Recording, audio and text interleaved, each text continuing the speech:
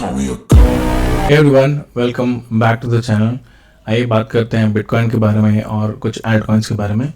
तो जैसा कि कल हम लोगों ने डिस्कस किया था, तो बिटकॉइन में अभी एक पॉजिटिव मूवमेंट हमें दिख रहा है। बिटकॉइन तो धीरे धीरे करके ऊपर की तरफ मूव कर रहा है, बट अगर आप करंटली देखो तो ये अपने रेजिस्टेंस जोन पे खड़ा है। जो रेजिस्टेंस है वो समवेयर अराउंड 26,000 से लेकर 26,500 के आसपास ये रेजिस्टेंस है। यहाँ पे हमें मल्टीपल बार पहले सपोर्ट मिला था, अब ये रेजिस्टेंस बन चुका है। तो हो सकता है कि हमें यहाँ पे एक रिजेक्शन मिले।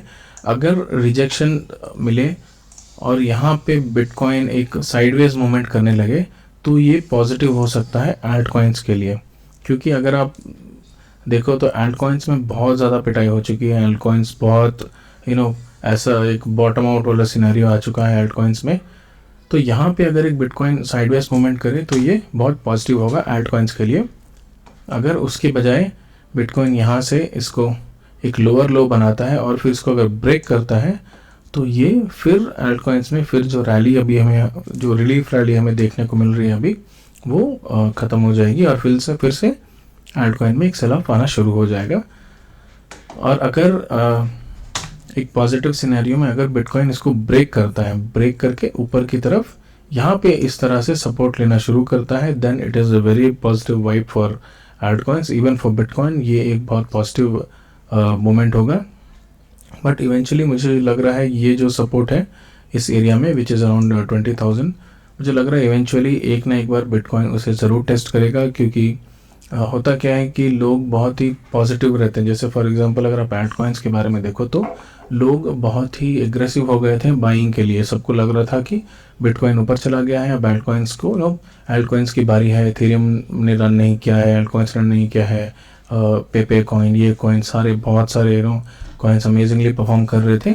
तो ये एक मार्केट में फ्लश आउट होना ज़रूरी था। जितने भी पुराने ट्रेडर्स हैं, पुराने बायर्स हैं, उन सबको शेक डाउन जो होता है वो ज़रूर होता है, मतलब वो होते रहता है रेगुलरली, ताकि नया फ्रेश पोजीशंस आपको मिले और लिक्विडेशंस भी होते रहते हैं। तो अगर आप वो सब चीज़ ध्यान में रखो तो आप कभी भी फंसोगे नहीं मार्केट में। लोग क्या करते हैं कि बहुत ज़्यादा क्वांटिटी में कॉइन खरीद लेते हैं।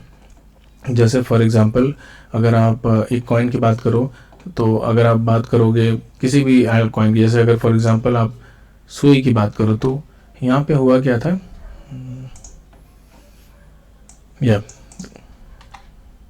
तो सुई में क्या हुआ था, सुई का एक जो प्राइस था वो आई थिंक अराउंड $1.5 के आसपास ये स्टार्ट हुआ था और यहाँ से धीरे धीरे इवेंचुअली हमें नीचे की तरफ आते आते दिख रहा था सुई। तो ये जो एरिया था, इस एरिया पे यहाँ पे क्या हुआ था कि सुई में एक अच्छा प्राइस मोमेंट दिख रहा था इस एरिया पे। तो इस एरिया पे हो क्या रहा था, यहाँ से जब सुई ऊपर गया तो सबको लगा कि ये एक टेम्पररी बॉटम है। सबको लग रहा था कि ये एक टेम्पररी ये एक बॉटम बना लिया है। क्योंकि इनिशियली कोई भी एल्ट कॉइन जब एयर ड्रॉप होता है, लिस्ट होता है, तो उसके बाद एक बॉटम बनता है और उसके बाद ही वो ऊपर की तरफ मूव करता है। तो यहाँ पे लोग सबको लगा था कि यहाँ पे बॉटम हो गया। तो फॉर एग्जांपल अगर आपने यहाँ पे अराउंड $1 पे बाई किया होता तो यहाँ पे जब ये नीचे गया तो आपको क्या ये मौका नहीं मिला होगा आपको सेल करने का। कॉइन थोड़ा नीचे तो गया लेकिन उसके बाद इमीडिएटली एक मैसिव डंप आया और 77 सेंट्स के आसपास ये कॉइन आ गया। यहाँ पे आप बहुत लोग सोचते हैं कि मैं निकल जाऊँगा, थोड़ा पंप आने दो, या फिर यही बॉटम है मैं होल्ड करके रखूँगा। तो उसके बाद क्या होता है, इमीडिएटली आप उसके नेक्स्ट डे अगर आप देखते हो 2-3 दिन ये रहता है, फिर उसके बाद और डंप आने लगता है। तो लोग यहाँ क्या करते हैं, इस एरिया में जब आता है तो लोग अपने बाकी जो बचा पैसा होता है जो वो सारा भी लगा देते हैं एवरेज आउट करने के लिए। और फिर जब यहाँ से नीचे जाता है तो ये पैनिक सिनेरियो क्रिएट करता है। यहाँ पे लोग पैनिक होने लगते हैं, वो सोचते हैं मैं निकल जाऊँ या रहूँ या पोजीशन होल्ड करूँ या फिर बाद में दूसरे कॉइन को शिफ्ट करूँ, ये कॉइन अच्छा है या नहीं, वो क्वेश्चंस आने लगते हैं। और ये जो आता है ये आपका होता है फ्लश आउट सिनेरियो। तो इस एरिया में जो लोग कंफ्यूजन में रहते हैं, हमें निकलना चाहिए नहीं निकलना चाहिए, उस तरह की बातें सोचते रहते हैं, इस जगह पे वो 100% अपने सारे पोजीशन सेल कर देते हैं। क्योंकि यहाँ पे वो एक पैनिक में आ जाते हैं और उनमें फियर जो है बहुत ज़्यादा हो जाता है। तो आपको जब भी कोई भी कॉइन बाई करना है, आप ये सोच के बाई करो कि is this the best position, is this the best price, तभी आप बाई करो। नहीं तो आप आराम से बिटकॉइन में ही रहो, बिकॉज बिटकॉइन में आपको देखोगे तो बिटकॉइन एक सेफ हेवन के बारे में बोला जाता है कि यहाँ पे देखो, अगर बिटकॉइन से कंपेयर करो तो परफॉर्मेंस वाइज बिटकॉइन बहुत स्टेबल है। बिटकॉइन यहाँ से 30,000 तक तो गया, लेकिन वहाँ से बहुत ज़्यादा नीचे 25 तक आया। लेकिन अगर आप एल्टकॉइंस की बात करो तो एल्टकॉइंस में रैली भी बहुत अच्छी आई है, और उसमें जो डंप है वो भी बहुत अच्छा देखने को मिला है। तो वो वीक हैंड्स को हमेशा शेक किया जाता है, वीक हैंड्स एल्टकॉइंस होल्ड नहीं कर सकते हैं। अगर आप एल्टकॉइंस होल्ड करते हो तो मेक श्योर कि आप उसे किसी अदर अकाउंट में रखो, एक हार्डवेयर वॉलेट में रखो, ताकि आप उसको एक्सेस ना कर पाओ, और डेली प्राइस उसकी चेक मत करो, वरना आप पैनिक में आने लगोगे। तो ये था कुछ एग्जांपल। आपको प्राइस पे ध्यान रखना चाहिए, किस प्राइस पे आप बाय कर रहे हो, किस प्राइस पे आप एक ट्रेड ले रहे हो। अगर आप शॉर्ट टर्म ट्रेडर हो तो currently I think Alt coins में एक अच्छी अपॉर्चुनिटी, हम लोगों ने कल बात किया था कि एल्ट कॉइन्स में करंटली एक अच्छी अपॉर्चुनिटी दिख रही है। यहाँ पे हम थोड़ी जो बाइंग है वो कर सकते हैं। I think Aptos was at very good price yesterday. कल तो बहुत अच्छा प्राइस था, कल जब हमने इसके बारे में बात की थी। तो आई थिंक ये जो एरिया था ये एक रेजिस्टेंस था, फिर उसने इसे ब्रेक किया, फिर ऊपर गया, और फिर जब नीचे आया इसको एक रीटेस्ट मिला है। अगर आप देखो अराउंड $5 to $5 था, तो यहाँ से फिर एप्टॉस इसके ऊपर की तरफ बढ़ रहा है। आई थिंक $8 के आसपास आकर एक रेजिस्टेंस इसे मिलेगा। हो सकता है कि एप्टॉस यहाँ से जाए और इस तरह का कुछ सिनेरियो मिले, ये ऊपर जाए, नीचे जाए, और फिर इसको इवेंचुअली ब्रेक करे, और यहाँ पे $10 का फिर उसका जो नेक्स्ट रेजिस्टेंस है उसकी तरफ बढ़े। तो एप्टॉस इज़ लुकिंग वेरी गुड। आप यहाँ पे और एक पॉइंट मैं आपको बताता हूँ। यहाँ पे अगर आप यहाँ पे देखोगे, सॉरी, तो यहाँ पे क्या है, यहाँ पे ये ब्रेकआउट कैंडल है। तो अगर आप एप्टॉस में कोई भी पोजीशन बना रहे हो तो मेक श्योर कि ये 6.5 के नीचे ना आए। जो ब्रेकआउट कैंडल है, जो ये है, इस एरिया है, इसको रिटेस्ट करेगा, या फिर इस एरिया के बाद ये निकल जाना चाहिए। ये कोई भी कैंडल है डेली चार्ट में, कोई भी कैंडल इसके नीचे क्लोज नहीं देना चाहिए, क्योंकि ये क्या होगा, फिर एक फेलियर हो जाएगा। क्योंकि ये क्लासिक चार्ट पैटर्न बन जाएगा कि मार्केट नीचे गया, ऊपर आया और फिर नीचे चला जाएगा। ये पैटर्न नहीं बनना चाहिए। हमें एक हायर लो का पैटर्न यहाँ पे देखना है। अगर आप देखो तो हम क्या एक्सपेक्ट कर रहे हैं, ये ऐसे आया, ऊपर गया, और फिर ये नीचे आके और फिर ये ऊपर निकले। इस तरह का पैटर्न हमें खोजना है मार्केट में, जो कि एप्टॉस में करंटली दिख रहा है।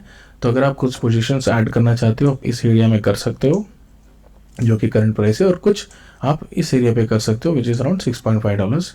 But I am not sure कि, क्योंकि मार्केट में इतनी ज़्यादा डंप आ चुका है, एल्टकॉइंस इतने नीचे आ चुके हैं कि आई एम नॉट श्योर कि ये फिर से पुल बैक देगा, क्योंकि वॉल्यूम बहुत कम था एल्टकॉइंस में। लोग ट्रेड ही नहीं करना चाह रहे थे एल्टकॉइंस में। लेकिन अभी अगर आप देखो तो सारे यूट्यूबर्स और सारे ट्विटर पे खास करके लोग बहुत खुश है क्योंकि एक रिलीफ रैली एल्टकॉइंस में मिली है। लेकिन मुझे नहीं लगता बहुत लोग इस रैली को एंजॉय कर रहे होंगे, क्योंकि बहुत लोग जो है इन एरियाज़ में जब मार्केट था तब उन्होंने बाइंग की होगी, और वो करेंटली होल्ड कर रहे होंगे अपने ओल्डर पोजीशंस। तो मैक्सिमम लोग 20 to 30% से पोर्टफोलियो डाउन ही होगा सबका। तो I think this rally will not be so easy to trade, because यहाँ पे बहुत फियर है कि कब क्या होगा। अगर बिटकॉइन में एक $1,000 का भी डंप आता है तो एल्टकॉइंस में फिर से सेल ऑफ स्टार्ट हो जाएगा, या ICC से अगर कुछ भी एक न्यूज़ आता है तो एक पैनिक सिनेरियो आ सकता है। अगर आप और एल्टकॉइंस की बात करो तो I think GMX is looking very good. GMX भी यहाँ पे अगर आप देखो तो ये उसका एक सपोर्ट जोन था इस एरिया में। हालांकि ये सपोर्ट जोन बहुत ज़्यादा रिलायबल नहीं है, बिकॉज मल्टीपल टाइम्स यहाँ पे इस सपोर्ट जोन को रिस्पेक्ट नहीं किया गया। आप इस कैंडल्स को देखो या फिर इस कैंडल को देखो। लेकिन करंटली जो एरिया है वो इस एरिया में 39 to 43 के आसपास जो एरिया है, इस एक ब्रॉड सपोर्ट जोन है। यहाँ पे मार्केट ने फिर से सपोर्ट लिया और फिर ये ऊपर की तरफ जा रहा है। तो अगर आपको स्टॉप लॉस लगाना है इस एरिया में, आप स्टॉप लॉस लगा सकते हो। और दूसरे टोकन की बात करें, I think Arbitrum is also looking good. Arbitrum हमने कल भी बात किया था। आर्बिट्रम एक बहुत स्ट्रॉन्ग प्रोजेक्ट है, फंडामेंटली स्ट्रॉन्ग प्रोजेक्ट है। तो आर्बिट्रम को हम पिक कर सकते हैं धीरे धीरे।